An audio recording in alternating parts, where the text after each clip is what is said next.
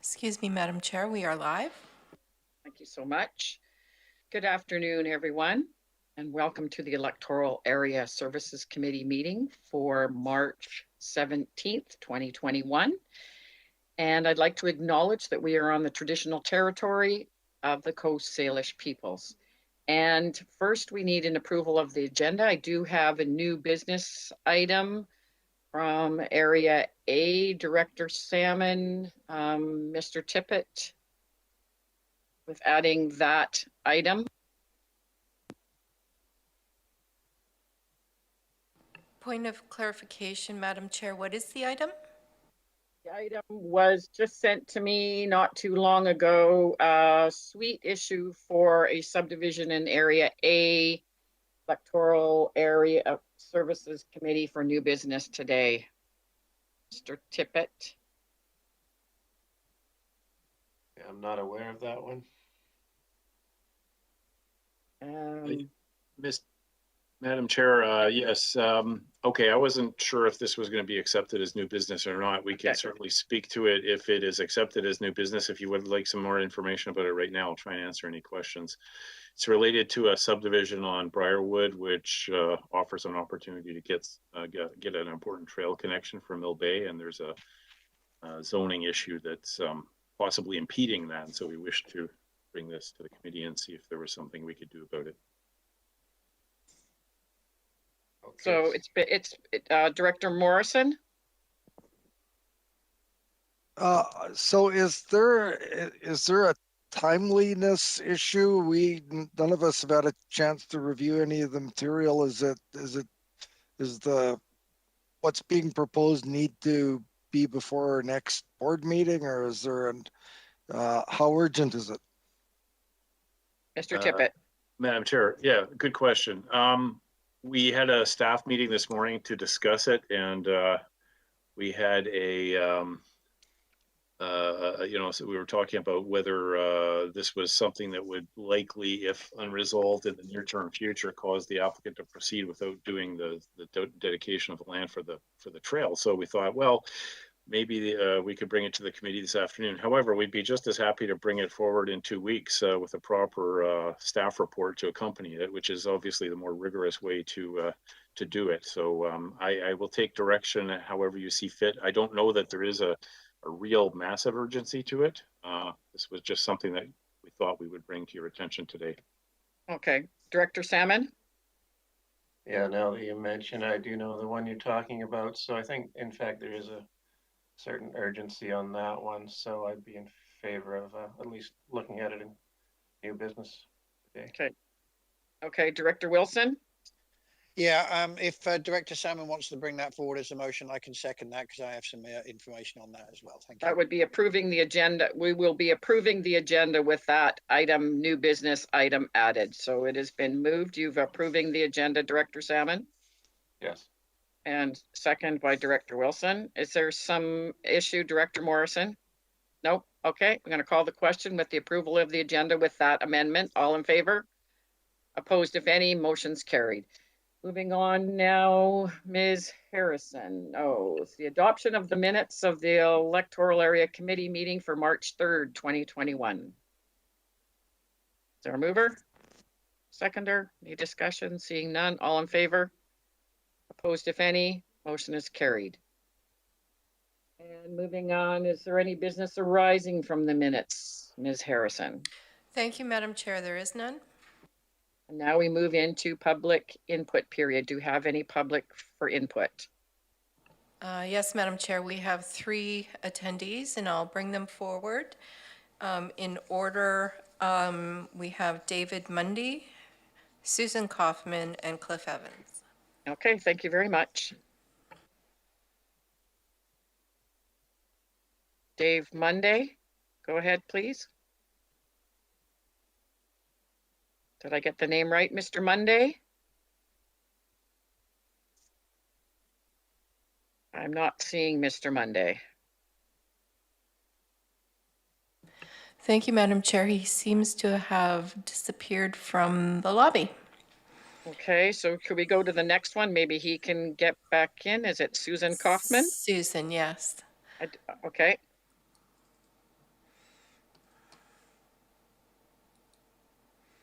Susan Kaufman, go ahead, please. Welcome. Actually, you're on mute. You are muted. Go ahead. Welcome. Thank you. Good afternoon, Madam Chair. I would like to speak to two items. R2 DVP 21E01 4675 Westwood Road. In the staff report, it states in part that the applicant's rationale was for the storage of high-end cars. The applicant's rationale letter refers to the maintenance and storage of race cars, no mention of high-end cars. I think you would agree that this is two very different purposes. It is hoped that the applicant is aware of the zoning bylaw as it applies to home-based businesses. Should a covenant be added to ensure that this is a personal use only? I would also like to speak to R4, interim zoning amendment bylaw 4359. Fully support the addition of 1212, subdivision of parcels containing a water body, watercourse, or wetland. Supportive of increasing the accessory building size and adding language for impervious services inclusion. Concerned with the language of allowing increases based on property size. It seems cumbersome and could lead to confusion for applicants and planning staff. Would like to have seen this referred to the Area E APC, who were actively trying to address the concerns of lot coverage and building accessory size limits during the OCP process as per the feedback from the public and staff. Climate change and aquifer recharge are important points to consider when addressing this topic. Would greatly appreciate the Area E APC having an opportunity to review the amending bylaw at our next meeting, April 13th. And I would just like to say I did touch base with Mr. Tippett on this and talk to him before submitting my input today. Thank you. Thank you so much. And we go to who's next? Ms. Harrison. Thank you, Madam Chair. David is back, so we'll Okay. just admit him. Okay, welcome, David. Oh, thank you. Go ahead, please. All right. Yes, Madam Chair and directors. I wanted to talk with you. I've sent a letter in, and I assume everyone has a copy of it. It describes in detail the concerns that we have related to, this is agenda item, by the way, R1, which is a soil disposal permit. So specifically, we've got two general areas. We're concerned about this particular permit application because of some of the characteristics, which I'll go over. And then we're also concerned about the soil disposal bylaw, and just we think that there are some improvements to the bylaw that would help. So as far as the application goes, we're concerned that there is an existing covenant on the property 7, which is the subject of this soil disposal permit. And it's a covenant related to the riparian area regulation and the what they call the streamside protection and enhancement area. So that area was set aside at the time of the transfer of the property. CVRD was the transferee. And some of the evidence in the actual package that came in indicates that there have been culvert placements and road placements within that area, which would be unauthorized activity. So that's a concern for us. We're also worried about, as you're probably aware, there was soil placement on this property in another area, and there was actually a landslide slope failure, which rerouted Van Horn Creek for a period of time. So we're concerned about the actual slope stabilities. We've looked at the engineering information, and although they talk about conforming to a 50% or 2 horizontal versus 1 vertical slope angle, there are areas within the development that appear to exceed that quite markedly. So with end dump fill, that could be just a recipe for additional slope failures.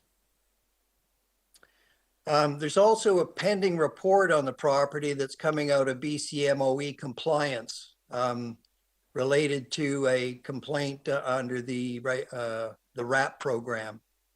So that report is due out. It's under senior review right now, and it will be available within a short period of time. So it does actually, I can't divulge anything about the report, but it looked at the material that's being deposited and makes comment on that. So as far as that's with respect to this permit application, and as far as the bylaw 4236. You have 10, how many more minutes left to go for this, Ms. Harrison? The 3-minute time period is up, and we have one more person waiting in the lobby. Okay, so you're Well, 3 I can close off at that then if that's Okay, thank you so much for your input. okay. Moving on now to one more person in the lobby. Who do we have in the lobby? Sorry. Mr. Cliff Evans? Welcome, Mr. Evans. I can't see you here. Go ahead, please. Good Welcome, afternoon. Cliff. Great to see you and all the rest of the directors. Good afternoon. Madam Chair, on this afternoon's agenda is Report 1 Soil Deposit Application. The CBRD Soil Deposit Bylaw under Section 16 Soil Deposit Requirements states, any deposit of soil in an electoral area, including deposits exempt from permit requirements, must comply with the following requirements. And E, all streams, water courses, wetlands, and drainage facilities must be kept free of silt, clay, sand, debris, and other material attributable to the soil deposit activity, which could obstruct, impair, or impede drainage facilities and water courses. And F, all dirt, mud, and debris tracked onto public roads or deposited into roadside ditches from the soil deposit activity must be removed daily. Deposited soil and related activities must not encroach upon, undermine, damage, or endanger any adjacent property. Madam Chair, if you were driving down Stebbins Road this year when the soil was being deposited at the applicant's site and it was raining, your chances of finding mud or rocks on the road would be pretty good. Sometimes rocks were tracked onto the road that could cause damage to a rim or tire of your car if you couldn't avoid it. The sharp turn of the tandem wheels of the trucks damaged the pavement when turning onto Stebbins Road. The road was quite often being cleaned off with a bobcat or other machinery, and mud was pushed into the drainage ditch on the side of the road. The only problem with that is the drainage ditch runs into a fish-bearing stream, B, which is mentioned in the attached covenant to the application. Stream B runs into Van Horn Creek. Van Horn Creek runs into Shawnigan Creek. This condition is not acceptable nor legal. The applicant needs an impervious entrance and exit to the fill site that is at an acceptable angle.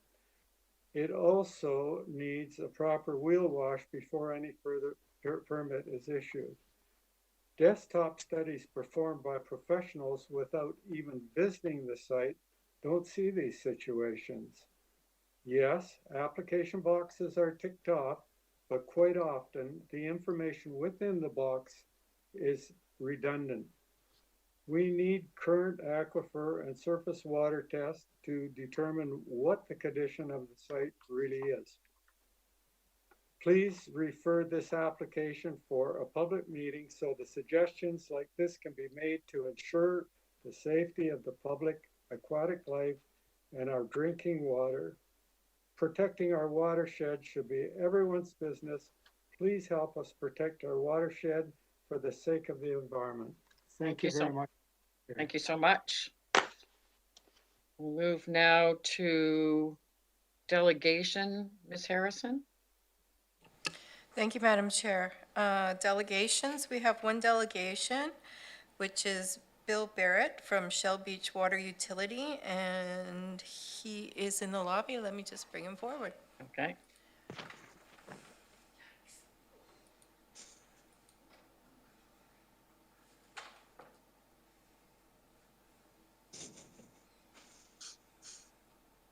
Welcome, Mr. Barrett. Thank you. Thank you for this opportunity to speak with you. Yes, go ahead. Okay, first of all, I'd just like to thank your staff too. They've been very helpful providing us with all the studies and policies related to our system. Just some background, I arrived here from the mainland 3 years ago and volunteered on the board. The system itself obviously was put in by the developer, and there was a private operator, and I guess he turned over the keys in 2011 to the community. He just walked. There was no reserves, which is part of the act. It was kind of just empty. Anyway, they and it needed a lot of work, no question. So to their credit, they've done a lot of improvements over time. When I arrived, the annual rate was around $550 a year. They increased it the following year. We did to $650. And when we looked at the operation, we realized that if we were going to undertake some of the projects and do the improvements that were needed, and I come from local government, when I did a tour of the facilities, I was a bit taken aback because I'm used to a certain standard, and clearly this system needed some upgrades. So to that end, and also we knew we raised it to $1,000, and we understood what we needed to do. Looked at a number of the projects. I also looked at the CBRD rates and tried to get it somewhat aligned with some of your systems. So that was endorsed by the community because we kind of laid out, look, this is what we need to do. And it really has allowed us to do some basic projects. There was no survey of the wells. There was no right-of-way agreements. We've done that this year. They're with the lawyer for the right-of-way agreements. We're upgrading our electrical service. So the wells, right now, only 2 of them can operate at once. There's not enough power. So the 3, if they're needed, could be operated, as well as we're putting in an automated cycling system for the wells themselves. We've the check valves and all the frozen valves that led to the circulation pumps have been repaired. And, the next project for us is the main reservoir valve, and all the pipe leading to the circulation pumps is going to be replaced. And the reason I bring all that up is when I came into the board, I guess there was a study done in 2014 with CBRD related to this system, and indicated there was quite a bit of work that needed to be done. I said, you can't. I came from local government, and I thought, if you're going to talk to CBRD, you better work on bringing your system up to a standard so they're not inheriting a headache, because nobody wants that. So let's get to work on some of those things, and that's really what we've been doing. But having said that, I'm without a doubt, the number one issue for us is fire protection. There are certain projects we just don't have the financial wherewithal to undertake, nor the expertise. And water's, it's a fairly complex legislated entity that has some risk for it, and really it should be in the hands of a local government who have that expertise. So we've, for us, we have hydrants. They're good for the dogs, but that's about it. So our hope is that we could double the reservoir, have the fire fighting system. There's concern about insurance rates and whatnot. We're going to continue to do the improvements that we can, but the reality is, for those significant ones, it's really beyond our capability and our expertise, and we would rely on local government to do that. So our hope would be that you would go with option A that's in your report, and we could move forward working with staff to get the system in order so we can make the improvements that are needed. It's a fairly, there's 39 service lots. And there's 37 active right now. So then there's no growth anticipated because all the lots are built on, unless there was subdivision on some of them, I guess. But that's kind of where we're at. Really looking for guidance and help from the board and staff. Like I said, they've been very helpful. So, I mean, that's really all I have to say. And if there's any questions, I'd be happy to answer. Thank you, Mr. Barrett. I'm not seeing, your story sounds a little familiar. I've been on the board for a while. We've had many of those issues come up. And I'm not seeing any questions. So I'd like to thank you for your presentation, and we will carry on with our meeting. Thank you so Great. much. Thank you so much. Moving on now, Ms. Harrison to correspondence. Thank you, Madam Chair. The first item, correspondence C1, is a grant and aid request from Electoral Area E. And the recommendation before you is that it be recommended to the board that a grant and aid Electoral Area E couch and station Satlam Glenora in the amount of $1,000 be provided to Duncan Couch and Chamber of Commerce to support the year-round visitor servicing operations at the Couch and Regional Visitor Center. Thank you. That was moved by Director Nicholson. Is there a seconder? All in favor? Opposed, if any? Motion's carried. C2, Ms. Harrison. Thank you, Madam Chair. Item C2 is a grant and aid request from Electoral Area E, and the recommendation before you is that it be recommended to the board that a grant and aid Electoral Area E Couch-In Station Satlam Glenora in the amount of $500 be provided to Vancouver Island Whitewater Paddling Society to support a feasibility study regarding the development of recreational play features in conjunction with the overall design of the weir replacement project. Been moved by Director Nicholson, second by Director Morrison. All in favor? Opposed, if any? Motion's carried. Moving on now, I don't think there's any information. We move to report R1, Ms. Harrison. Thank you, Madam Chair. Item R1 is a report from Inspections and Enforcement, and it's regarding the soil deposit permit application, SDC 2101, and the applicant is in the lobby, so I shall bring them forward. Sure.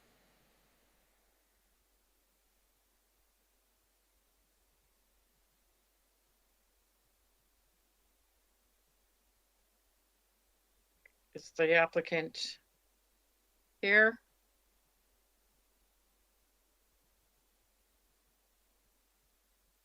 I see Jason Clark's name is there.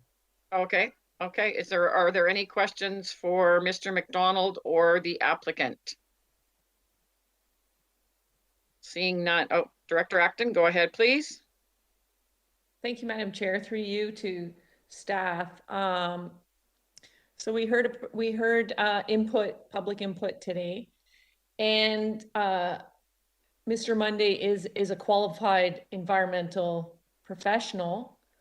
And he has stated that there's been some activity that's happened in the SPIA and some construction. So has staff verified that information? Mr. McDonald? Through you, Madam Chair, that information did come up at the last meeting and was shared with everybody, and that I believe it's to do with the culvert, which is identified in the report from, and I'll let the applicant speak to it because it's from their report, but our consultant looked at it as well, and I questioned him about it, and there were no issues with it. It was to do with the size of the culvert, I think. Mr. Clark, do you have any comment?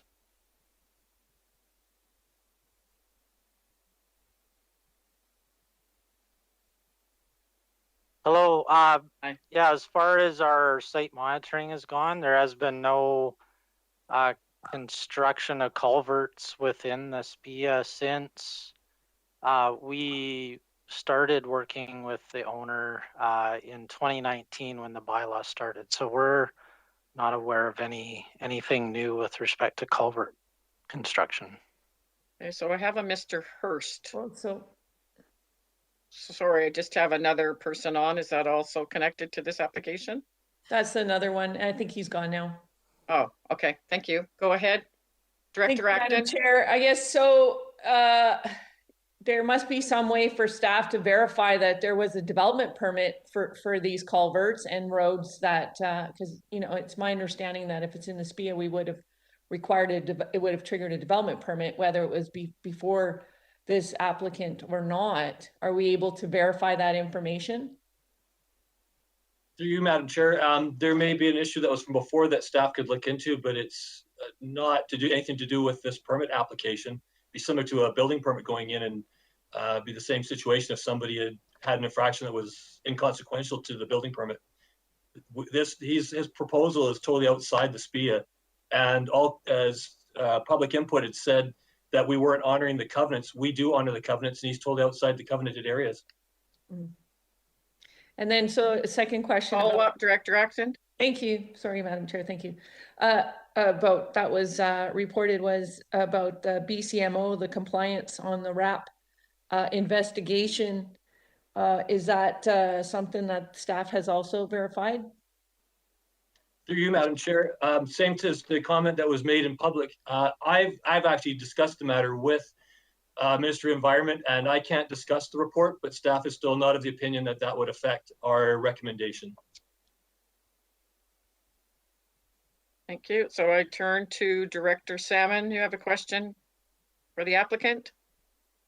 Yeah, thank you. I'm just on the MOE report. So it would not be wise in any case to wait for that to be sure? Question for Mr. McDonald. As I previously stated, I can't comment on my conversation, but I can say that staff has enough information to say that we still will recommend the permit application. That's in front of us currently. Okay, and that's what we're speaking to at this moment. So I'm looking to the committee, Director Salmon. Yeah, maybe a follow-up then. The other issue the public was asking for was a public meeting, and I'm wondering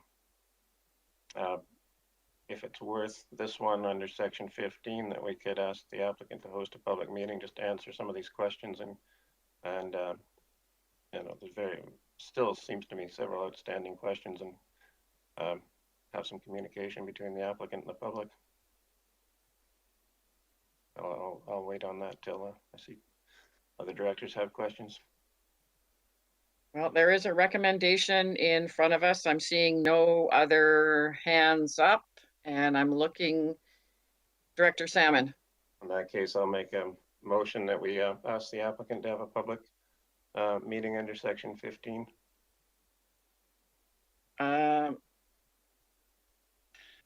Mr. McDonald, I just don't know if that's appropriate with this application. I believe through you, Madam Chair, that that they could ask for that. We've just brought it forward as a recommendation. Okay. If it's sent back to staff, then that could be a request. Okay, so it's been moved and seconded for a public meeting. Is that what you said, Director Salmon? Yes. Okay, and Director Acton? Yeah, I think that would be a wise decision. We could, we could say, we could go with the recommendation based on the fact that they hold a public meeting. Mr. McDonald. Fair. I would just like to read through you, Madam Chair, reiterate the point that the public can comment on it, but staff is already recommending as is that this application is approved. Okay. So you're still moving this to a public meeting? Yes, I understand the public.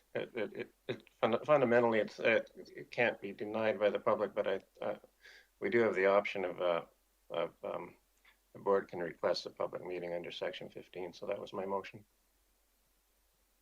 Okay, Mr. Clark. Hello, would I be able to ask what questions are there that that haven't been answered already, or that you would hope to obtain from a public meeting? I think all the questions that the owner would be able to ask have been answered. Well, they have the opportunity to do that. They're doing it under section 15. So I'm turning now to Director Morrison and Director Wilson.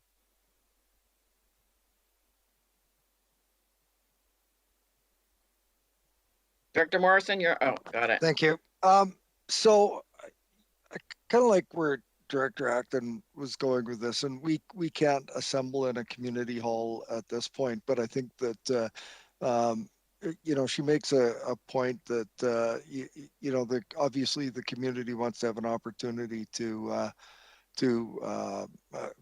pose some questions to the applicants, and I think that to send this to a public information meeting that is a delay in this process. So, I would be equally comfortable to pass the resolution and to pass a secondary resolution that requests that the applicant hold an information meeting with the public, be it virtually or if public health order rules change in person. But I think to send this to a public information meeting and hold back on the issuing of the permit is a mistake. So if the resolution that is on the floor now is simply to send it to a public information meeting and we're not going to consider issuing the permit today, then I will vote against it. But if there is a recommendation to issue the permit and to encourage the applicant to engage in a public information meeting, I would be supportive of that. Thank you so much. So on the floor currently, we just have a public information meeting. So I'm not sure if Director Salmon would consider moving the recommendation as well as the public information like Director Morrison has suggested. Director Salmon? We could make it subject to a public information meeting. Is that in line with what Director Acton, is that what you're thinking? Director Acton? That was my wording, that we would move the recommendation one based on the fact that they would have a public information meeting either virtually or in person. Okay, so we are moving the recommendation with adding a public information meeting as well. Did I hear that correctly? And it's been moved and seconded. I'm going to call the question. All in favor? Oh, just a second. I've got somebody that wants to talk. Sorry. Chair, Go ahead, Yeah, Director Wilson. I think I was on the list to speak before the resolution was called. I didn't see your hand. My apologies. You did mention my name though to speak after there, but anyway, I have a real problem with this one here, and as much as I want to support what the directors of the two areas are proposing here, what is the point of having a public hearing if it's not going to make any difference to what's going on here? All it's doing is holding up something which the staff have recommended. They've done their work. By all means, have a public meeting, a public hearing, ask the questions. But really, if all that's going to do is hold things up by another 2 or 3 weeks, and I honestly don't see the point. So in this particular case, I'd like to see this go ahead. And let him hold the public hearing at another time. I'm understanding that we are letting this go ahead and also having a public information meeting. Is that correct? So this is going ahead. Director Kuhn. But it is not subject to the meeting, is it? No, it's that Okay. it goes ahead as well as having a public information meeting.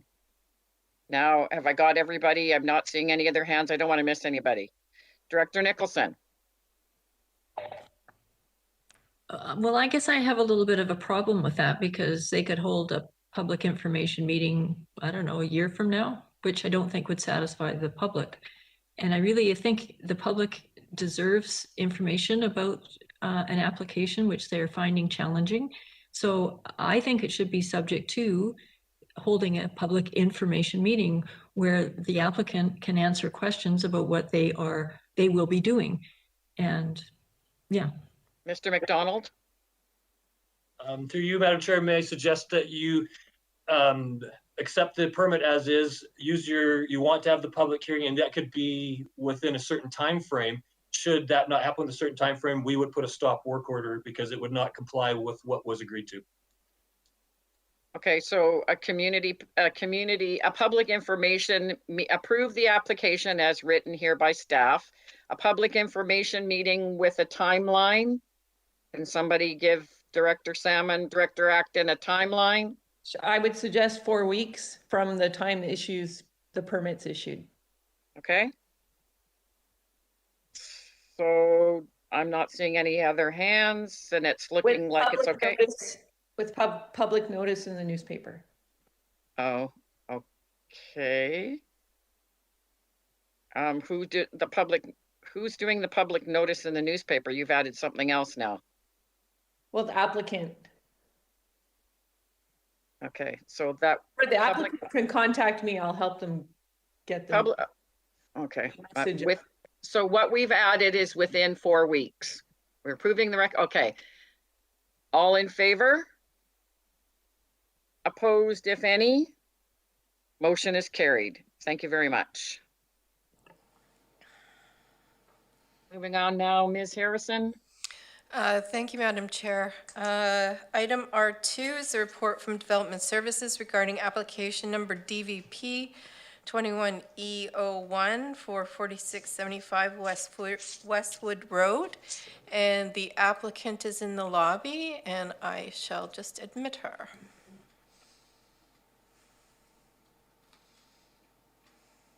And she is in the meeting. Johanna Smith. Okay, thank you so much. Welcome, Johanna. And who is going to speak to this? Where you are, one of my squares. Welcome, Mr. Limshu. Go ahead, please. Thank you, Madam Chair. The purpose of the report is to present a development variance permit application to vary section 5.2E of Electoral Area E zoning bylaw to permit a 240.34 square meter accessory building. So a development variance permit, DVP 20E08, was issued for the proposed accessory building back in November of 2020.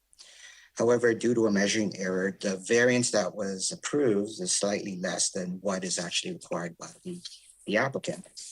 And effectively what occurred is the building that's being proposed for construction is they're proposing to use an ICF form of construction. So that's an insulated concrete wall. And those concrete walls are actually thicker than your normal building.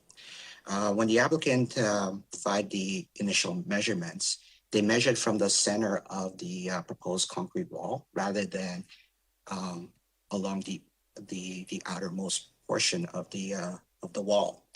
So hence there's a discrepancy with respect to what was approved and what they actually need.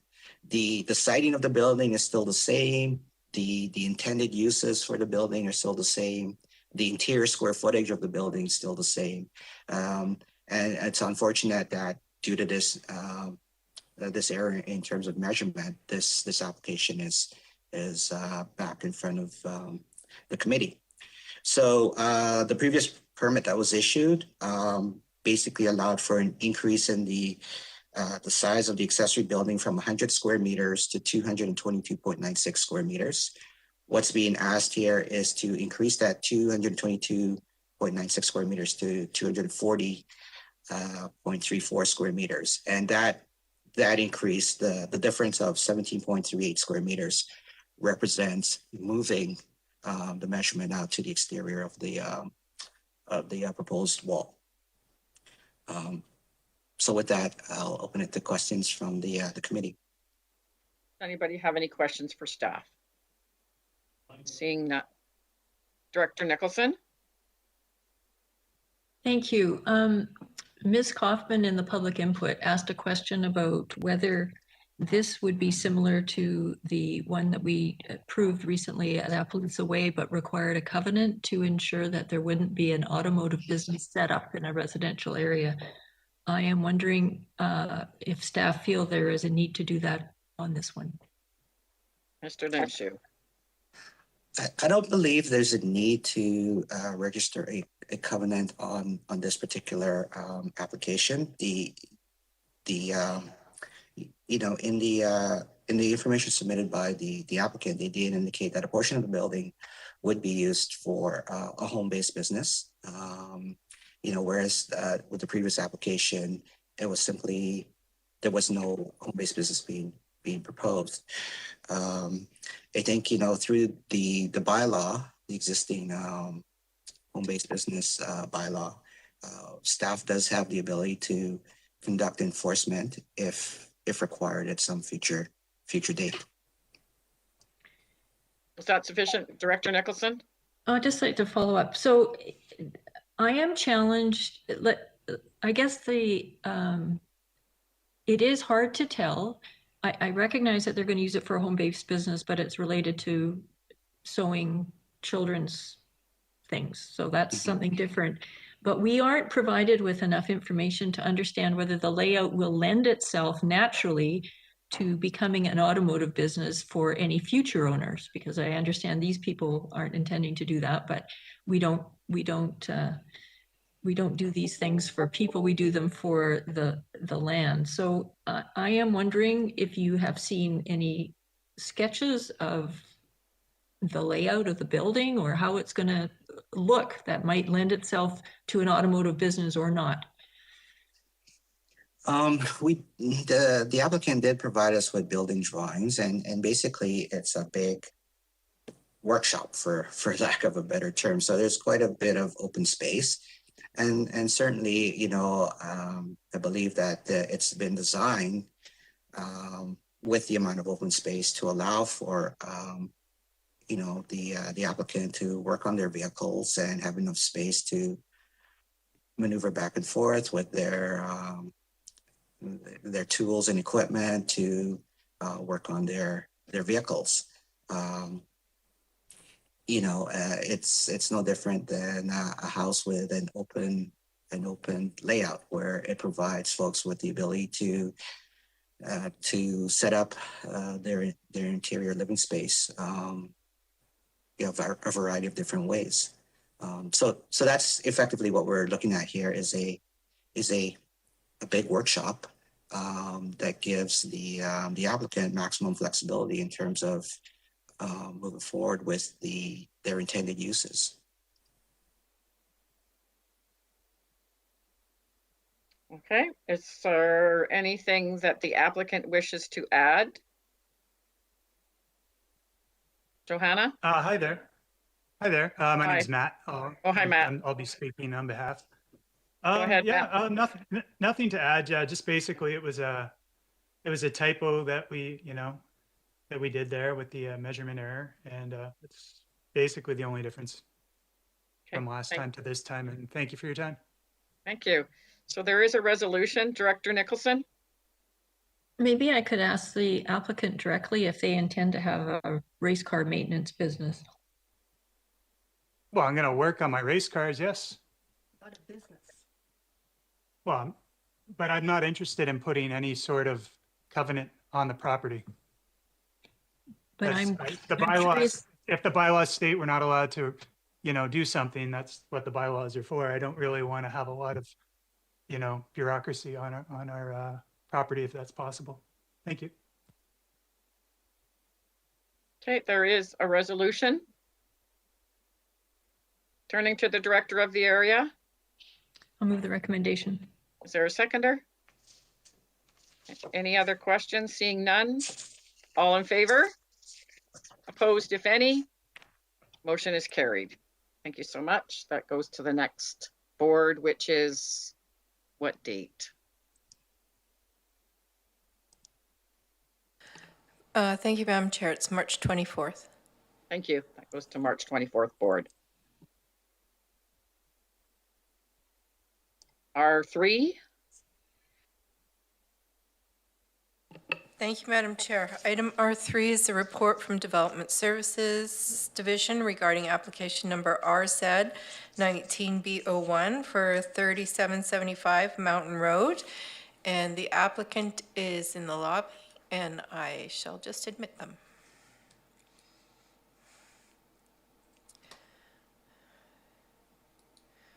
That's Donald Hurst. That is okay, go ahead, Mr. Welcome. Go ahead, Mr. Limshu. Thank you, Madam Chair. For this application, I think I'm going to share my screen. So bear with me for 1 sec here. Sue?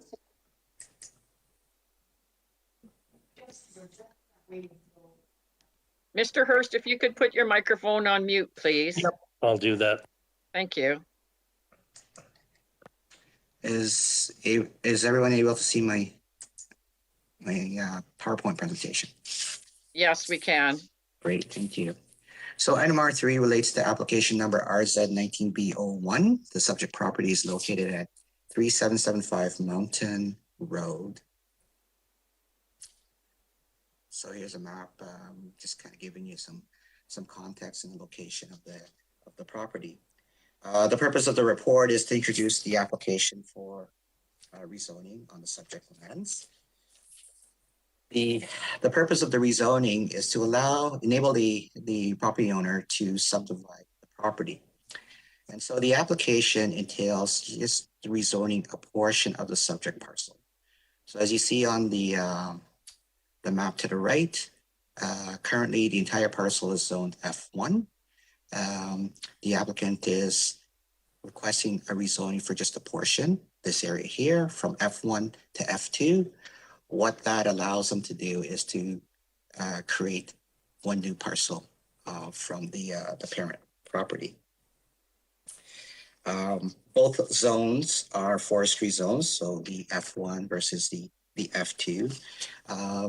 The main difference between the two zones is that the F2 zone allows for a smaller parcel size when considering subdivision. I should also note that under the current zone, the F2 zone, the applicant is allowed 2 dwellings on the property. In discussions with the applicant, they've indicated their willingness to register a covenant on both parcels, assuming that the zoning is approved and the subdivision is approved, to basically restrict the number of dwellings to 1 dwelling only on each parcel. What that means is that the overall density on the site is not increasing.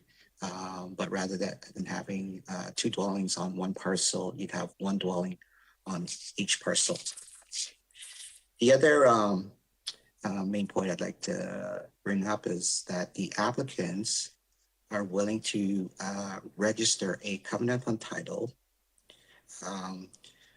to allow for more restrictive management of the forested areas along the hillside of the site. So what this picture gives you a sense of is the smaller parcel that's being proposed for subdivision, or it's being proposed to be created, is in the valley area.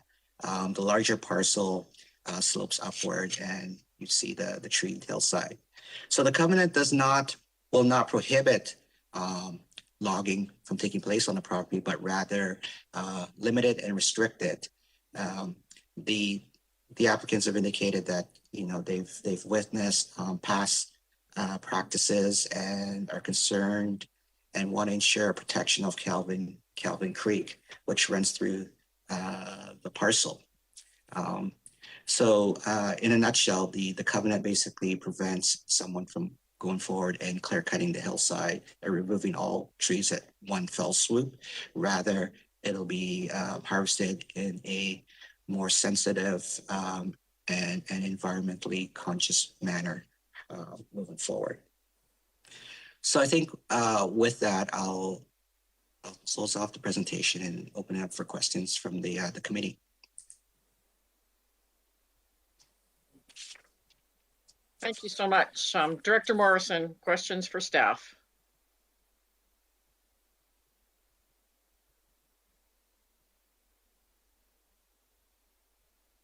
You're muted. Is that better? Yeah. Okay. Mr. Limshu, is this not a 80-hectare minimum lot size under the rural resource designation? I'm thinking F1, but Yep, so under the F1 zone, yeah, the minimum parcel size is 80 hectares.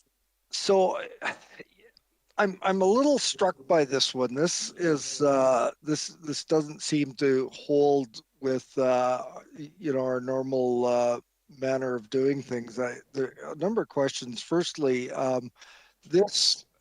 if we're in the midst of doing the modernized and harmonized OCP, and I think I read in the report that this would be essentially an island of F2. in the midst of all of these other rural resource properties. And my understanding is this wasn't generally the path that we're trying to move towards. Is where, this looks like to be a proper a reasonably sized woodlot forestry property. And so would that be a standalone F2, the only sort of one in that area, essentially a spot zone? I guess the quick answer to Director Morrison's question is yes, it'll be surrounded by F1 zone. I think the other thing that one has to consider is just sort of the context. So if you look on Mountain Road and the parcels just to the north and across Mountain Road, subdivision has taken place in the past to allow for smaller parcel sizes.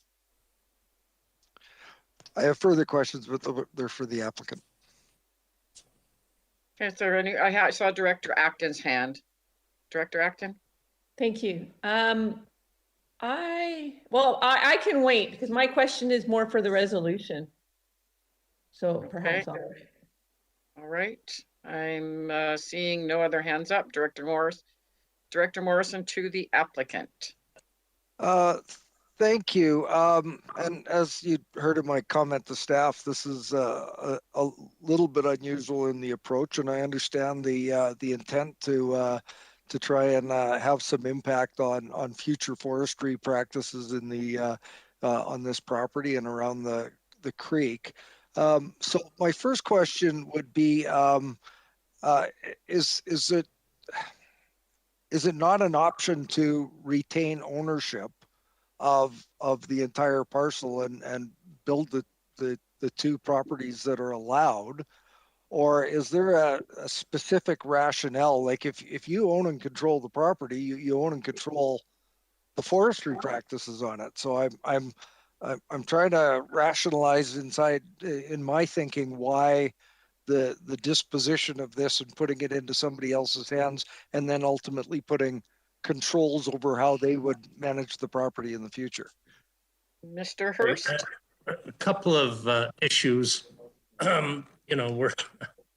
We're sort of getting older and having trouble managing the property, and we're trying to sort of downsize and consolidate. And to do that, we were hoping to sell off the existing homestead with the 6 hectares, which would allow us to, afford to put this covenant on the forested part. We have no intention of developing a residence on that part. We're just sort of saying that could be kind of our nest egg down the road to be able to sell it to somebody who would sort of the same eco ideas that we have. And so our purpose is sort of to allow us to downsize and move into a smaller location that requires not as much work, but give us some resources to protect the forest. If we sell it all as one piece, we probably don't have resources to put into an equal government. There is an expense that's involved with that. And so I know when we bought the property, it was sold as you could mine the gravel and you could cut the trees. And we're trying to prevent that from happening in the future. Yeah, we've seen excessive erosion on Calvin Creek since we've owned the property, and the majority of it happened after the upper slopes above us and the headwaters of Calvin Creek were clear cut. I mean, we've had thousands of tons of gravel eroded off our property and sort of dumped several down the creek where it sort of leveled out, and we had a neighbor with a 15-foot pond that was completely filled in with gravel, after these erosions happened. We had another neighbor who had, beautiful little creek, and he got 3 feet of gravel over his entire property, killed all the trees. And we just want to avoid something like that happening. We thought this might be a way to do it, but the way we do it and afford it is kind of our approach. We've also been concerned in our area with the Coxsala watershed and with conservation of water. Our creek used to be, before the cut, used to be a full year-round creek. And after the clear cut, it didn't flow at all in the summertime. We're starting to get, as the trees are growing up above us, we're starting to get a little pockets of water. So we're trying to, into the future, make sure that because the creek goes through the property, all of our property, trying to make sure that it is protected and that on its banks, it won't have to go through having cutting go on around it. Follow up, Director Morrison, go ahead, please. Thank you. And I noted in the staff report that this property's been under the auspices of the Private Managed Forest Lands Act. And so, I see the intent is for you to, for at least for the forested sections, to continue to even bring enhanced regulation or controls over that so that they are above and beyond what the PMFL Act does. Is it your intention to register the homestead part with the PMFL as well? No, actually the private managed forest people have sort of said, really that shouldn't be part of it because it's really not growing trees at the moment. It's just an open, mostly an open field. Basically, a big grass field with the creek running through it. There's a bit of a wetland to the north on the property, but the intent is to sort of preserve the trees, keep them in the managed forest, and basically sell the smaller portion as not part of the managed forest.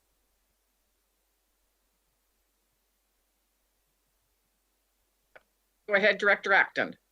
Thank you, Madam Chair. So the Hearsts have had this application in for a while. The Area B APC did look at it, and they were kind of baffled the same way, like that they wanted to preserve it. So it's quite admirable because they recognize they might decrease the value of the land in the future, but they do want to protect the environment and how beautiful the property is. And Director Nicholson has been involved mostly from the beginning as well, because it is one of those properties that is close to Area E, that people in Area E would consider Area E, and that people in Area B would probably agree as well. But because of the lines drawn by the province, it's in Area B.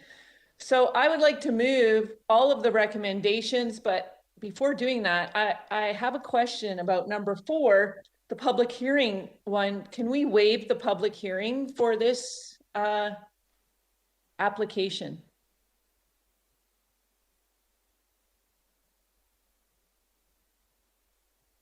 Mr. Lemshew, I don't think I'm not thinking we can. That's something that we. No, I mean, we are talking about a change of use here.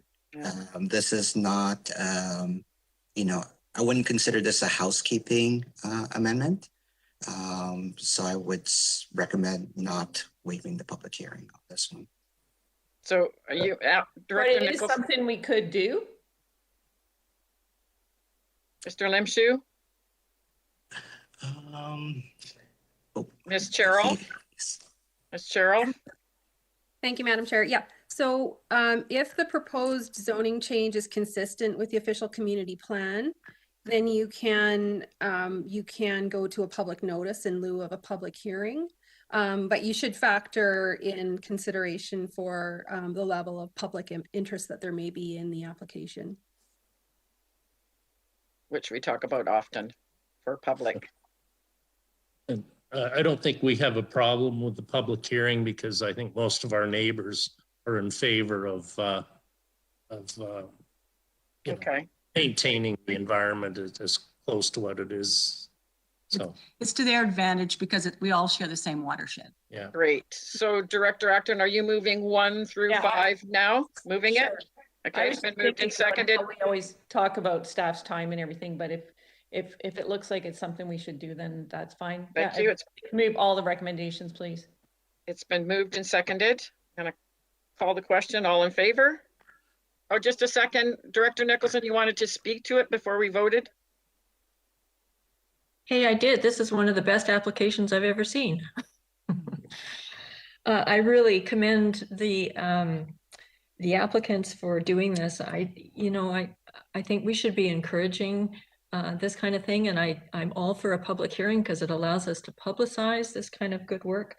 And I have hiked the property with the applicants, and I can confirm that this property is everything that they have described is absolutely true on the destruction of the creek from logging practices. And it is actually a property very well suited to being subdivided, although I don't normally, I'm not normally for making smaller lots, but in this case, the rationale's there, and it's a really good thing to protect the forest for the future.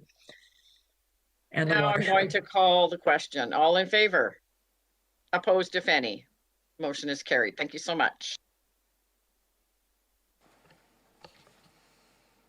Moving on now to R4. Thank you, Ms. Harrison.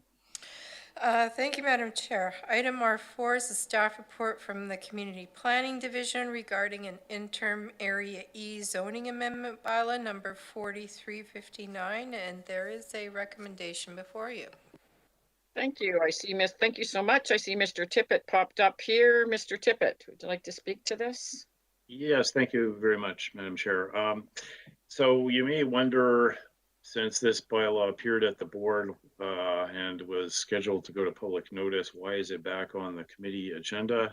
The short answer to that is staff, following its referral to the board after a previous EASC meeting, did further review and decided there were some wording improvements that could be made. These have been done on the draft, which is attached to the agenda today.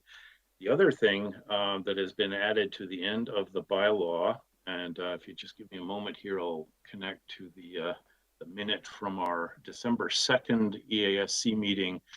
I'll just read it here. It was moved and seconded that it be recommended to the board that staff address the housekeeping issues regarding calculation of lot size and consideration of the wetland riparian areas in Electoral Area E. So the very end of this amendment bylaw that's attached to your report today is in respect of that separate resolution. And so we thought, well, if this bylaw has to come back for technical reasons on the original part of it related to, just fine tuning the wording to make it better, we may as well incorporate that other provision that the committee separately directed us on into the same bylaw. So we're hopeful that the committee will observe the changes made and, ask any questions about them and to decide what the next step should be. So I'll leave it at that, and I'll answer any questions if there are any. Thank you. Thank you, Mr. Tippett. We do have Director Morrison. Go ahead, please. Can you hear me now? Yes. Okay, great. Yeah, I understand the rationale for both of these things, and I do consider the variable accessory building sizes as obviously a housekeeping thing, but I'm really not happy with the characterization of the revised wetland protection regulation as a housekeeping matter. I completely understand the director for the area's desire to have this incorporated into the regulations for Electoral Area E, but there's no way that this should be simply done through a public notice. I know that there are people that have bought slightly larger sized properties for the potential for future subdivision and rezoning. And, I know that just a property down the street was purchased by Parks, and it was just big enough to allow for a subdivision into two properties. And if I bought 2.1 hectares of property, knowing that I could make 2 1-hectare lots, and then all of a sudden the wetland calculation was removed from the ability to add that, then I've just lost the ability for either a retirement nest egg or a family subdivision. So I don't think that that qualifies as housekeeping. That's a substantial policy change. And while the director and even the APC may think that this is an important regulation to have in their electoral area, there's no way this should be done through public notice. This board and this committee is always talked about hearing from the public on matters like this. We had this regulation removed from Area F because of the restrictive nature of it. But I would strongly suggest that if you're adding this in, that alone, that provision should go to a public hearing. It's a profound change to the regulation, and the public should be able to give their input on whether or not it's appropriate for the electoral area. Thank you. Director Nicholson? Thank you. I'd just like to respond to that comment. I find that interesting because I view it as a housekeeping because the policy in the official community plan is pretty clear on the need to not count wetlands. And the problem is that the zoning bylaw was incorrectly written. So I view it as fixing it, something that was intended by the policy. It's not a change in policy at all. That said, I am quite comfortable with anything going to public hearing. I don't like necessarily bypassing that step. I would like this to go to the APC if I could, because I think that there are some, I would like to refer it to them to look at the accessory building size issue in particular, because it's quite complicated, and we do need more flexibility on accessory building size, and good planning. We know now clusters development to minimize site disturbance. We also have guidelines now from the province that you should try and keep impervious areas to less than 10%. So I think that if you are going to consider accessory building sizes, that you need to kind of put those things together and do it in a logical way. And I think that there are a few things that need to be fixed in the draft that we have in front of us. One being that there is no definition of imperviousness or impermeable layer or whatever in the definition thing. So I think that there's a little bit more work that needs to be done to make sure this is good to go out to the public. So I would like to refer it to the APC to have their comments and that work done by the planners. Motion to refer, Director Morrison, you're seconding the motion? Okay, motion to refer. So on the referral, Director Morrison? Yeah, and I'm just wondering if it might be appropriate, based on some of the public input that we had, that if this item's being referred to the APC, they might also bring up the question of the appropriateness of automotive repair as a permissible home-based business activity in the electoral area. I think this is the second or third time that we've heard input about home-based businesses, including automotive repair. So just seems like if you're going to send this one, you may as well include that as a review of the definitions of home-based business in that discussion. Okay, so a motion to refer, Director Kuhn. I just have a question. Isn't it kind of unusual to send a bylaw to an APC for kind of a recommendation or approval? Because I haven't seen that happen in the past. Mr. Tippett? Thank you, Madam Chair. That is a good question, Director Kuhn. And yeah, it is unusual. I actually would like to apologize for preparing a bylaw that wasn't quite ready for prime time when it was presented to committee the first time. It wouldn't have had to come back to this committee meeting had it been better developed. Frankly, I was hoping that at the previous meeting, it might have been referred to the APC so we could have worked out some of the bugs. So yes, it is unusual. However, I'd say in the circumstances, in hindsight, with the benefit of hindsight, I would not have drafted a bylaw originally and would have requested instead that we work with the APC and on getting a suitable bylaw forward to committee. So yes, it's unusual, but I think in this case, it probably works okay. Director Acton? Okay. I am going to call the question on referral. Motion to refer. All in favor? Opposed, if any? Motion is carried. Thank you so much.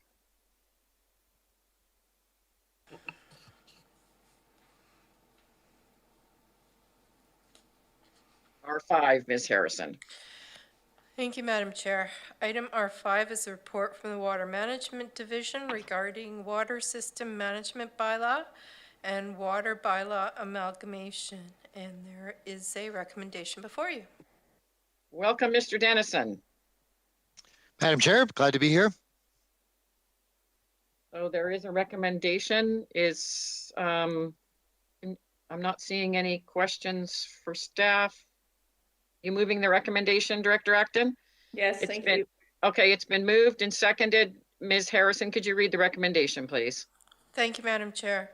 The recommendation before you is that it be recommended to the board that CVRD bylaw number 4231, Water Systems Regulatory and Management Bylaw 2021, be forwarded to the board for consideration of 3 readings and adoption.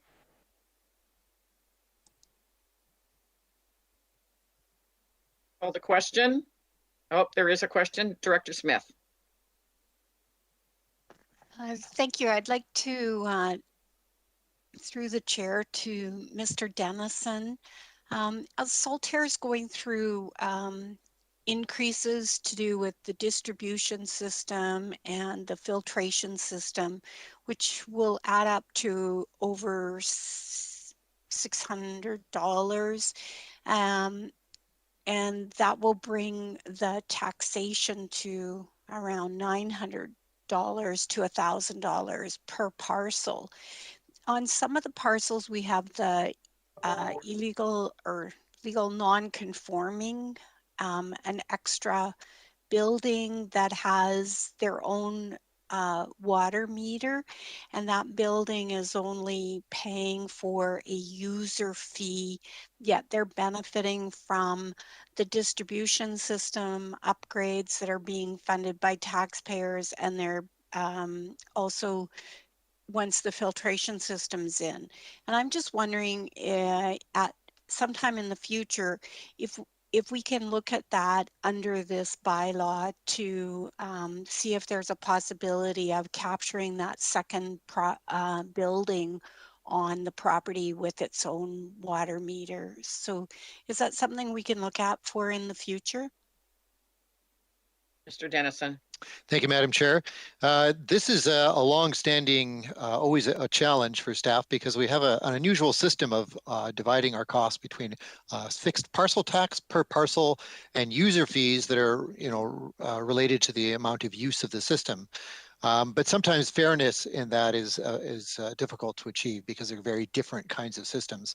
When we have a extraordinary capital expense that's going to parcel tax, and you have the situation where there's greater use on a property than is reflected on the single parcel tax, there can be a perception, that that's not as fair as it perhaps should be. We've had this conversation a little bit already, and it needs some investigation. In fact, I would say that my colleagues in legislative services are— Point of order, Madam Chair. What's your point of order, Mr. Director Kuhn? This has nothing to do with the issue at hand. This issue between Director Smith and Mr. Dennis should be dealt with outside the meeting. It's not an item that's on the agenda. So if there is any squabbles they can sort it out outside the meeting. Thank you. Director Smith. Mr. Dennison. I don't believe this is a squabble, and I take offense to that. I think that what I'm asking is, will this bylaw be able to be changed in the future? And that is my question to Mr. Dennison at this time. And that was my point. Mr. Dennison. Thank you, Madam Chair. So all I was about to say is that I would refer this to my colleagues in Legislative Services who know the Local Government Act and the intricacies far better than I do, and they could look at whether this bylaw or some other bylaw or what kind of means there would be to address that inconsistency. Okay, well, currently this has been moved and seconded. Director Morrison? Thank you, Madam Chair. I'll be brief.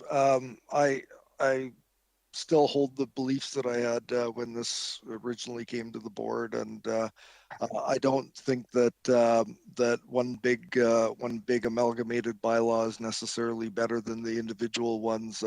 I read through, well, most of it. It's a really long document. I could imagine a developer coming to take a peek at this and all the reading that would have to be done. Whereas I kind of like that my Missachi Lake has a sewer service bylaw and a water bylaw and the likes. And yes, I see that there is going to be some time savings in both the engineering department, maybe in legislative services, but we are a confederation of 9 separate regional or electoral areas in the regional district, and I'm just not supportive of going to this bylaw at this point, even though I've heard the arguments from staff, and just not supportive of going there at this point. Thank you. Okay, Director Martman, sorry, I did miss you before Director Morrison. Go ahead, please. I'm happy at any time. Thank you, Chair. Mr. Dennis, I just wanted to refer to page 2 under the business plan considerations. And I've read this about 5 times. I'm just trying to make sure I understand exactly what it's saying. So maybe you could help me with that. With the page 2. Yes, I'm just looking as I think I know what it says. It's a little bit mysterious, isn't it? I think the economic benefit element is referring to the capacity charges, right? So we have capacity charges laid out there, and some of them have been updated. They're ancient, and they're quite small. And in fact, we find, as I like to say often, infrastructure is very, very expensive. And a lot of people really have a poor idea just how expensive it is. And so we've updated some of those capacity charges to reflect closer to the reality of the additional cost to the system of adding another service.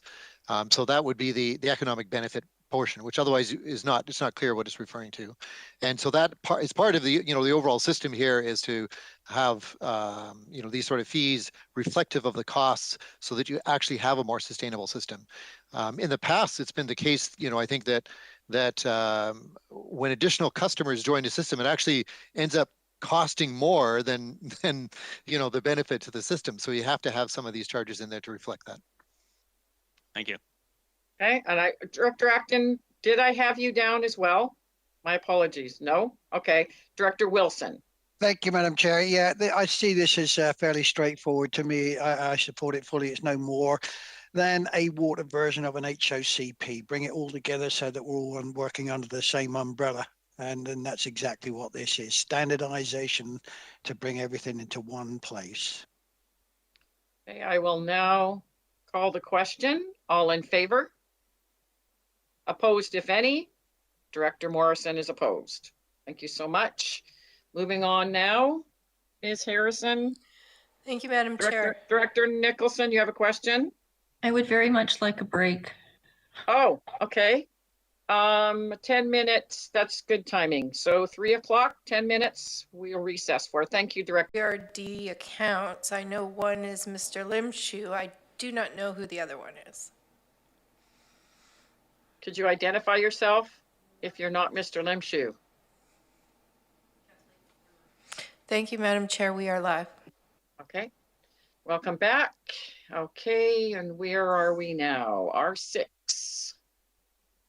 Thank you, Madam Chair. Item R6 is a report from the Water Management Division regarding the Mill Bay Wastewater Treatment Plant project, and this item is for information.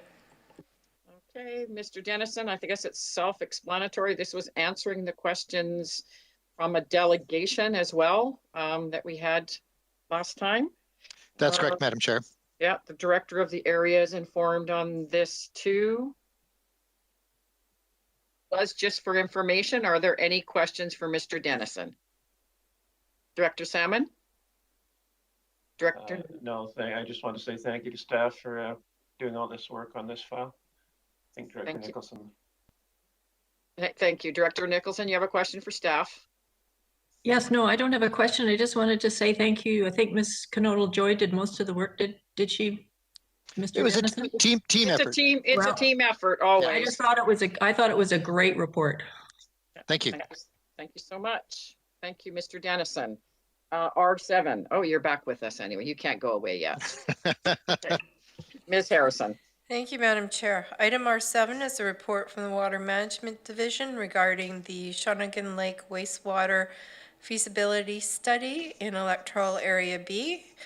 And the recommendation before you is that it be recommended to the board that up to $15,000 be allocated from Function 130 Electoral Feasibility Studies for a feasibility study for a proposed Shawnigan Lake sewer system. It's been moved by Director Acton. Is there a seconder? Seeing it's been seconded, does any discussion? Director Nicholson. Yeah, I think one of the things that we are most challenged with is communications, and I'm wondering what is planned. I mean, this is an opportunity, I guess, if you're doing a feasibility study, to reach out to potential partners on wastewater treatment or people that have particular needs. So what is the plan if we do this study? Mr. Dennison. Thank you. That's a good question. I would say there's a couple things that have prompted this look at potential for at least the start of a sewer system. One is the design charrette that was done a while ago, and it indicated there was a lot of ideas for the sort of village area of Shawnigan Lake. But it became very clear in that process that servicing was a critical element. You've got to have it in place in order to start to consider any number of things, right? So for example, they felt there was a need for some kind of hotel, but you really need to have, especially in urban of things. So that was one background issue, and it's been outstanding for quite a while. Potential of that, but I think we have to be a little bit careful too to make it not too complicated. So it kind of, there's a bit of a balancing act there as we proceed. Okay. There is a recommendation that's been, Director Morrison. Thank you. Through you to Mr. Dennison. So this sounds like it's a little bit more complicated than, your average either utility takeover and request for feasibility dollars. And I'm fully supportive of this. The community needs it. It makes a whole bunch of sense. But just looking at under the financial considerations, we're only 45,000 left in the pot. When you do 10 or 15,000 at a time, that money disappears pretty quickly. And we generally don't want to put requisition in there if we don't have to. So my question is more towards the recovery of this. We only get the money paid back into the fund if a service is created. You've already got some existing services and the likes, and the money does have to be paid back. What do you have any anticipation as to what this ultimate service might end up looking like and where those dollars would be recovered from? Would it be, significant new customers to a system or an amalgamation of others? Because the debt does have to be repaid, right? Any thoughts? Madam Chair, through you, yes, I think it definitely has to be repaid if we create the service, and we've done that consistently when we do create services that have been initiated through one of these studies. My expectation would be we would, in the shorter term, have the equivalent of maybe about 150 customers or so. And so that's a pretty decent size. It's still very small. To be clear, very small in the scale of utilities, but microscopic.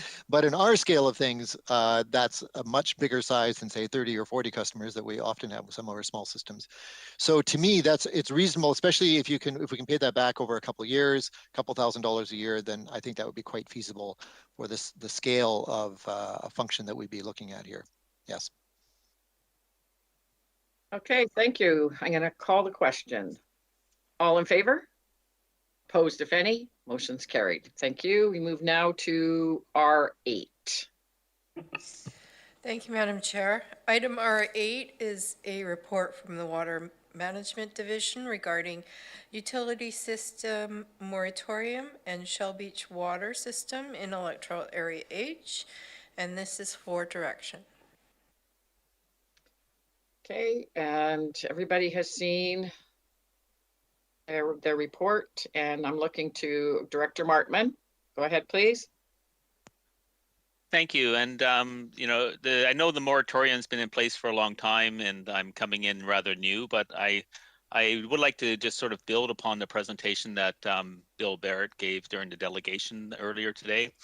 That this is not a recent development. Like, he's been there for a number of years, and they're quite a conscientious group. I've met with them a few times, as well with Mr. Dennison and Mr. Etherington, and been there, and Ms. Noodle. We've seen their system. We know what they're doing and what they're trying to do. But I also know that Mary Marcotte was also in favor of this, that she brought to the board community works funds that got approvals, I think for about 230,000. That's in the report. Yep. So there are funds there as well. And I think the idea is that, from my perspective, coming in late and looking at this, that the moratorium really was a short stop to help the, you know, the CVRD get things in order. And that's been 5 years now. And I was wondering, you know, is this the right time? Is this the right project for them to be able to take on? And in my opinion, yeah, I support this. Going forward, I think that there's a lot of work to be done, obviously, and the goalposts and guidelines in place to make sure that it's done properly. But I think it's also a very tough place for some of these very small utilities, because if they don't have a way forward or some path that they can sort of follow to say, you know, what do we do next? We don't have fire hydrants that don't work. Our assurances are going up. We have this liability of the issue of trying to provide, you know, we don't have the expertise in doing water. What's our next option? And it's really, it puts them in a very tough corner if they don't have a way to negotiate or work with the CVRD to say, how do we move forward?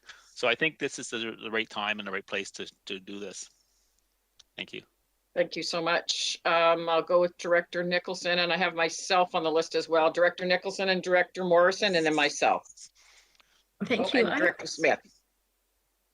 I have a question about the options. So I like the option B, but I'm also thinking we should consider the transfer of Shell Beach. So I'm wondering what number one in option A, why you wouldn't have done the wording in option B for that. Go ahead, Mr. Dennison. Madam Chair, thank you. We actually tried to do that. The study we did a few years ago, we looked at amalgamating this with Shellwood, and I thought it would be a really good project because Shellwood's very small as well, and I thought we could do an interconnect. Shellwood has a large reservoir, but Shell Beach has better water supply out of their wells. So I thought we could run two pipelines, one with fire flows from the large reservoir at Shellwood, and then Shell Beach water supply coming up to Shellwood. And then both sides win, and you have a much larger customer base, and it would have been a great project. And you know, we were quite excited about it, actually, solving these problems. However, it turns out that in between the two areas is a zone of very high intensity archaeological First Nations concerns. And upon talking with them, it was even the First Nation itself, they want to put in a pipeline from their water source, their new water source, to their community located between these two communities. And they themselves were having a lot of challenges dealing with these archaeological locations. And there's quite a number of them, apparently. And that seemed to us that would be a very long and slow process to try and work our way through. So unfortunately, that was really too bad. We were, you know, disappointed to see that because that would have been a great project. So after that disappointing news came in, we didn't really know, you know, what to do with this, whether to look at it independently or not. A little while ago, we met with them and heard their concerns. There are pretty substantial problems with fire insurance, local fire capacity at all. And that sounded pretty onerous. So, we thought, well, we'll bring this forward to the committee to seek your wisdom. Okay, I have Director Morrison. Go ahead, please. Thank you, Madam Chair. And, just reviewing this and being here when we put the moratorium in place, things were pretty wild then. We had a lot of people knocking on our doors, and we were also addressing some internal operational items. There's still some out there, and I would imagine that if we were to just outright lift the moratorium, we'd probably have people knocking on our door pretty quickly.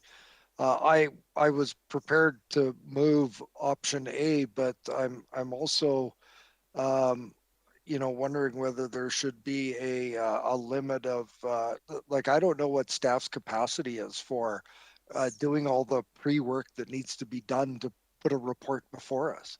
Like, I would suggest, 1 or possibly 2 a year as being the maximum that we would want to consider. So I see Mr. Dennison as an answer, and if he could answer, then I continue. Go ahead, Mr. please. Dennison. Thank you, Madam Chair. Our policy actually limits it to two per year. Yeah, 2 applications per year, not necessarily that we'd have them resolved within a year, but 2 applications. So would that stay in place if we lifted the moratorium? Unless you decide to change or remove the policy is in place in its direction to staff. Okay, so I think that our staff are at a place where they're very responsive to emergencies that happen. We've got good people, good operators. I think it's time. I'd be more than willing to move option A if there's a seconder, and maybe we can proceed with helping out the folks out at Shell Beach. It's been moved and seconded. And I actually have a question, Mr. Dennison, and mine would be, of course, the moratorium was critical for Lambourne. I mean, we're taking on. So we have lots of outstanding issues. I mean, it's my 13th year. I think we probably still have a lot of the same issues.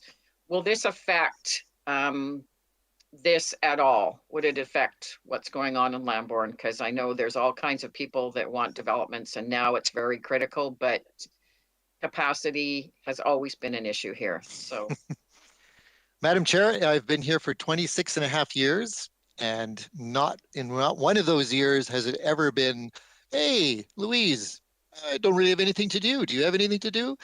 We've never had that experience. So it's always busy. We always have a backlog of issues.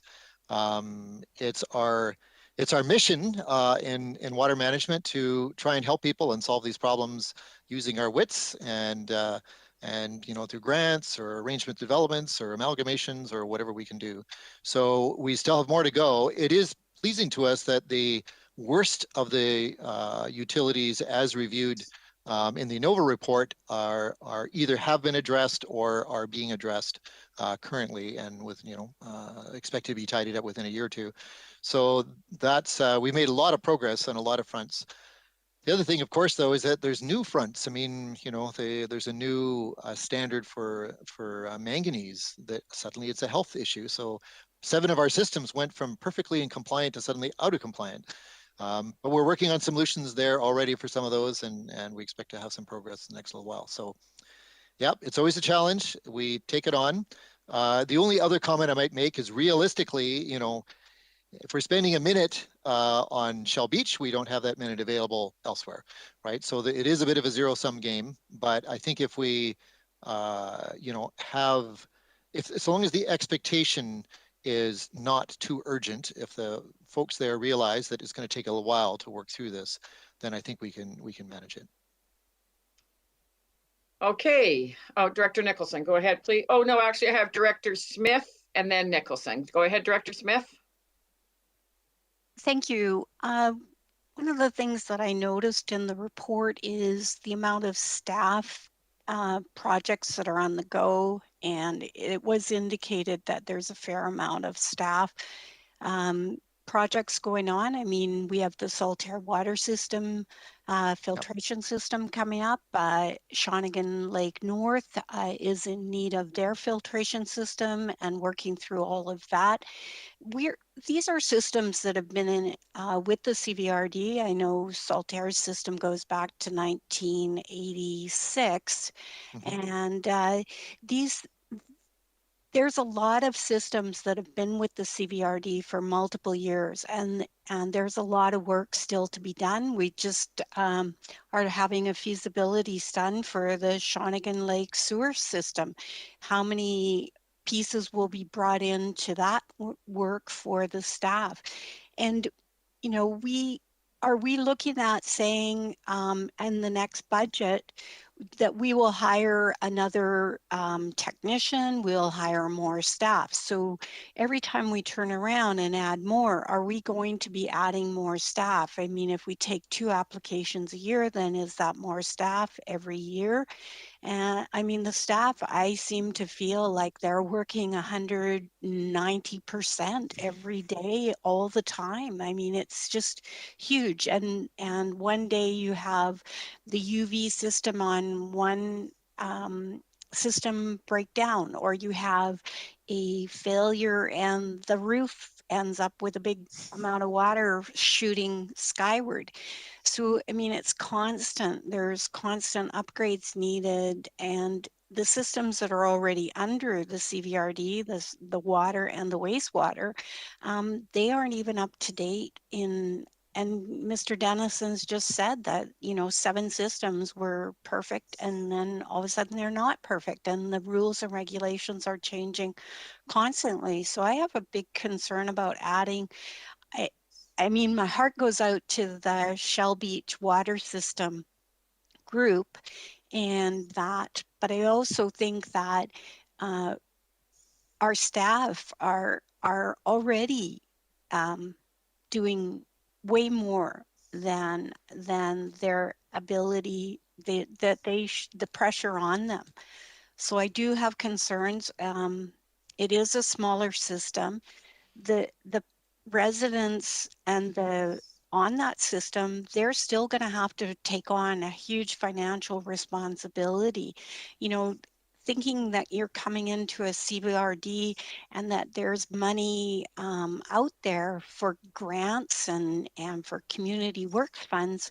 I mean, we went through our community works funds assessment, risk assessments, and I mean, there was limited money to go to some of the really high risk items. So where would this one fit in? If it fit in at the bottom, it means there may not be money there. So that expectation just to come into the CVRD, an expectation of being able to apply for grants and being able to receive community works funds may be an expectation that won't be met. And anyhow, I'd just like to go back to staff time, because I really feel that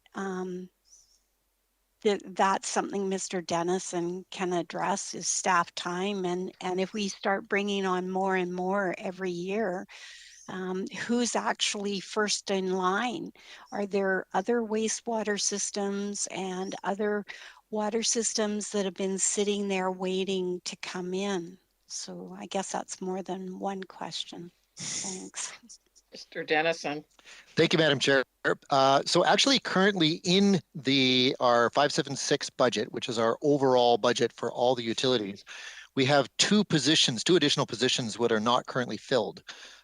We haven't replaced Dave Parker when he left a number of months ago, and then we also have a new position. And the delay has largely been because of COVID and working from home. It's very hard to bring in new staff and to have any hope of training them up for their work when, you know, we have a lot of staff working from home. So that rotation has made that quite challenging. Mr. Haptami, I believe, is moving along with one of those positions, and so hopefully we'll have another one filled as well later. So that should help, I think, in our overall workload. And that's already funded. That's not additional funding. It doesn't add any more cost to any of the utilities as is. And then the other feature with this one is a little bit unusual, but Director Marcotte had actually assigned in the second round of Community Works Funds $230,000 to this system, even though it wasn't a CVRD system, in anticipation that at some point that we'd be looking at their troubles and trying to help them out. So that's helpful. Actually, that helps quite a bit that they already have, you know, a significant amount of money already assessed or assigned to their utility. You know, I would think, well, we need a little more from them, but they've been saving their pennies as well. So they have some reserves, and then perhaps there'll be some borrowing. So there's, you know, at least a decent hope of providing some of the key things that they need, particularly the fire storage, fire water storage is a key one, that we'd be able to provide that for that money. Director Nicholson, and then Director Markman. So do we have an idea of how many existing systems there are out there that aren't part of our thing that might be knocking on our door? Through you, Madam Chair, there's a very small one in Area A that Director Salmon is quite familiar with. They're an improvement district and have 15 customers. So very, very, very small. We've met with them quite a bit. There's the possibility of them connecting into Arbutus Ridge water, but the expenses, they're a good kilometer away, so the expense is really high for only 15 people. I just don't think that's very feasible, but we can, and we've told them about the costs, and you know, it's hard to know, but they have definitely been trying. And then otherwise, there's others that we've heard a bit from the Diamond, but it's hard to say what's going on with that. There's a few others that sort of come and go a bit. Mostly what's happening right now are the new developments. There's a number of those and some new ones that have just appeared, usually connecting into our existing services, but there's a number of them that are on the books too. So just gonna follow up? Follow up. So just so I understand, new systems, we can't prevent them from joining us, can we? If they build to our specs. Madam Chair, our policy is no, that we would not do that. It's not, we set it up, you know, and it's built into the zoning in a lot of circumstances that we would own that infrastructure. Mm-hmm. And so I think we would be effectively down zoning them if we said, even if you build to our specs, we won't take you over and you can't have the development you're proposing. You know what I mean? Like effectively that would be down zoning. And so I think there would be some challenges with that would come along. So it's been our approach that the moratorium does not include new developments because we can, you know, all the issues related to that, we can provide all or put in all requirements. They will meet our specifications. We get to inspect it all. We get to have engineers signing it off and those sort of things to make sure we get proper infrastructure. So we have not had that as a barrier before. So it sounds like there won't be a flood of applications. I would think not. No, at this point, my guess is not. We've taken over lots of them. Lots of the troubles have been solved. So that's good. And some of the ones that might have come our way were pre-addressing, like in Mill Bay, where several of them were incorporating into our Mill Bay sewer system before they even come to our door and try and get on board. Director Markman, go ahead, please. Thank you, Chair. And, you know, I really want to speak in support of this group from Shellwood, or Shell Beach rather, and I need your support for this as directors. And one of the reasons I'm looking at this is I want you to consider that if you're sitting in your house, and you have to think where Shell Beach is actually, if you haven't been there before, is at the very end of Brenton Page. It's about as far away as you can get from our fire station. And their insurance rates reflect that. But also I want you to think if you're sitting in your house, and you don't have a fire hydrant outside, that's what they're facing. They have some real safety concerns and they have no way to deal with their fire safety. And I know Mary was very concerned of this. I know Mr. Dennison spoke about how they could, maybe one day in the future, Shell would be a connection that could happen for them. And I know that they're just looking for a path forward. That's what they're looking for right now. They're not, I don't think there's any expectation. I don't think Mr. Dennison's put the expectation out this is going to happen tomorrow. It has to go through a feasibility study. It has to go through a number of different hoops before it's going to go through the, you know, to the process where the CVRD will say, yes, this is, we will take this on. And I stand corrected if that's the case, but that's my understanding. And they're just looking for that path forward. And I think, you know, Mr. Dennison has explained that, you know, the they are looking at doing this in a very structured way in terms of what they're going to be taking on in terms of utilities and how they're going to do it, so that it will fit in with the current projects that are going on. And so I think it's one of those things where if not now, when? And for this group, if it gets pushed too far, I think they may just go turn to the province and go, that's it, we can't do this anymore. And then we end up with something on our table, which we're going like, this is unexpected, and now we have to do something. So I do speak in favor of it, and I hope you can support this. Thank you. Okay, option A has been moved and seconded. Ms. Harrison, could you read option A and then we'll take a vote? I'm seeing no other hands up, so just confirm what it is. Thank you, Madam Chair. Excuse me. The recommendation before you is that it be recommended to the board, 1, that the moratorium on acquisition of existing utilities be lifted. 2, that transfer of the Shell Beach water system be investigated, including meeting the requirements of the acquisition policy. And 3, that up to $10,000 of electoral feasibility function 130 funding be allocated to investigate the costs of transferring the Shell Beach water system to the CVRD. Thank you very much. All in favor? Opposed, if any? Motion is carried. Thank you. Is there any oh no, we actually have, oh no, that's next. Unfinished business, Ms. Harrison? There is none. And new business. There is one new business item. New business item number 1 is in regards to subdivision and zoning in Electoral Area A. Mr. Tippett is here to speak to that because it's come up all of a sudden. I'm sort of wondering if there should be a staff report or something that comes to this, because it's been kind of, it's fairly new and we don't really, but I'll let Mr. Tippett explain and see where it goes. Go ahead, Mr. Tippett. Thank you, Madam Chair. And yes, actually, my apologies for rushing this forward. I apologize to you and to the general manager as well, and the rest of the committee. We had a staff discussion this morning around this situation, and it was my suggestion that we maybe see if the committee today would like to deal with it. But I think in consideration of the relative complexity of it, it is a good plan, as you say as chair, that we actually prepare a staff report for an upcoming meeting. And also we're able to loop our general manager into the discussion that we had this morning. So that would, if you were looking for a recommendation from me, I would verbally recommend that it be referred to the next meeting and that we prepare a staff report. That's been moved by Director Salmon. Is there a seconder? Seconded by Director Morrison. Director Acting, you'd like to speak to it? Yes, thank you. Plus, wasn't this application referred to the Parks Commission when it did? Is that the same one when it did come forward? Maybe last EASC meeting anyway. Director Salmon. Yeah, that's the one. And it did go to the Parks Commission, but now it got a new wrinkle, so that's why we need to refer it. Okay. So it's a motion for a staff report to come back and explain this to us so that we can have it a little bit complicated and we'll be able to look at it and discuss it then. Okay. I'll call the question. All in favor? Opposed, if any? Motion's carried. Thank you very much, Mr. Tippett. And now question period. We will stop for 10 minutes. It's 3:32. We will come back at 3:42 and see if we have any questions to the chair.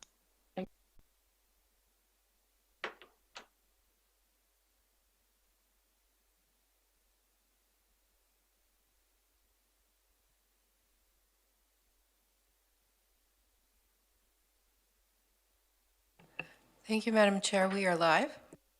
All right, thank you. Go ahead, Susan. Welcome.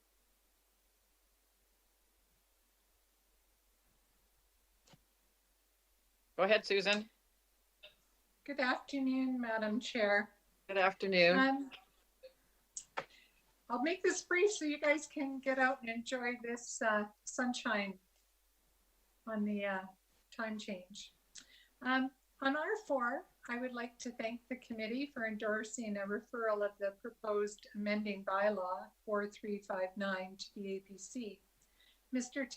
Tippett's comments were also appreciated, and the APC will look forward to working with him. I also understand that this is an interim bylaw amendment. My question is in regards to adding the home-based automotive businesses.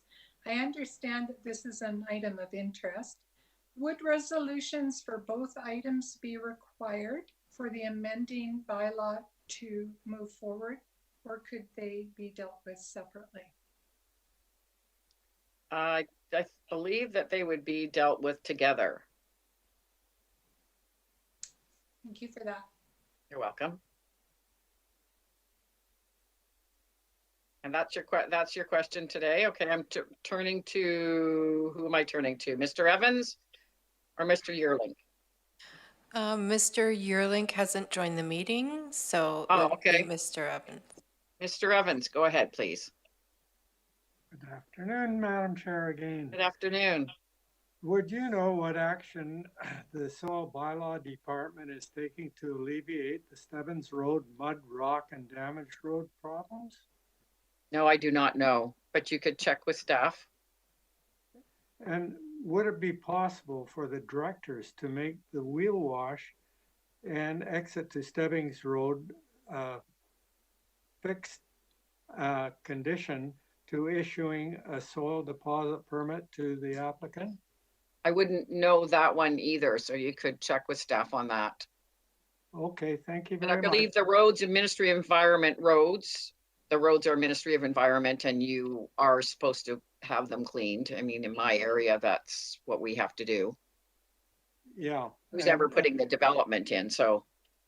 And this has been going on for years and years, and I think it's time, I thought it would be a great time to say, look, do it, or you don't get your permit.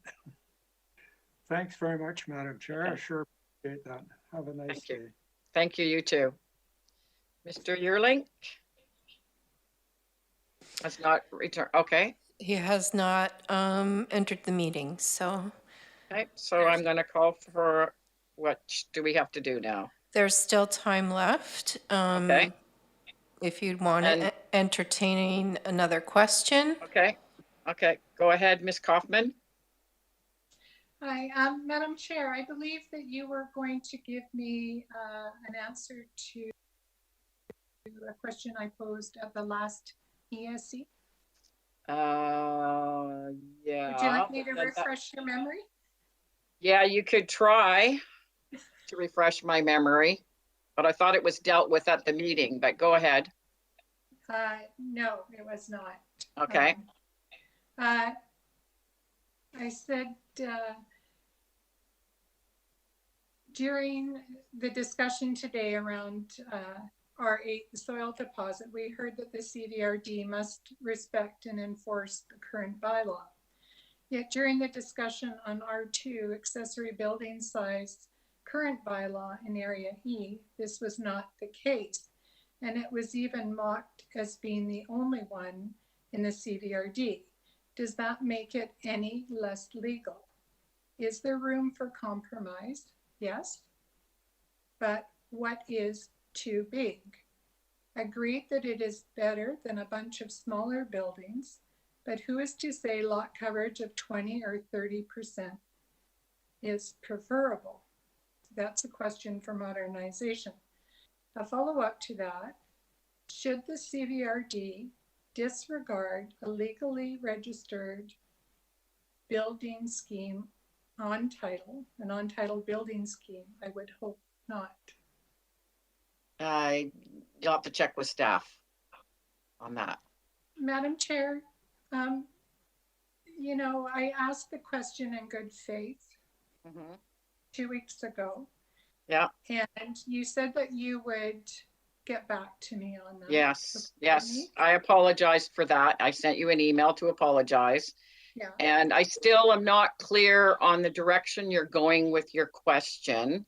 And so the best way is to direct it to staff so that you get our professional staff can answer that for you. So these are questions to the board, and that was my point. I was looking to seek an answer from the board because the board does give direction to staff. I can't speak for the entire board. Thank you. Thank you. Ms. Harrison. Madam Chair, there is still 9 minutes left in question period. If Mr. Evans has the opportunity to ask a second question, if he so wishes. Mr. Evans, would you like a second question? I don't know if I can think of one that fast, but Okay. I would appreciate anything you can do to get that road cleaned up on Stebbins Road. And maybe you have some ideas on how the directors could go about that. It just seems to me like it's an opportune time for that. Don't you think so? That's a good question there. Something we'll ponder. I have a comment to Ms. Kaufman for a second. Susan, you look very expensive with all So that gold behind you. Point of order, Madam Chair. Director Kuhn, it's only for the chair to speak. Sorry, you cannot speak. Okay. Do we wait out the 10 minutes? No, Madam Chair, that in our little concludes squares? question period. Okay, so that ends question period. So we have a motion to adjourn. There's a second. All in favor? Opposed, if any? Motion is carried. Have a nice evening. Thank you. Good night.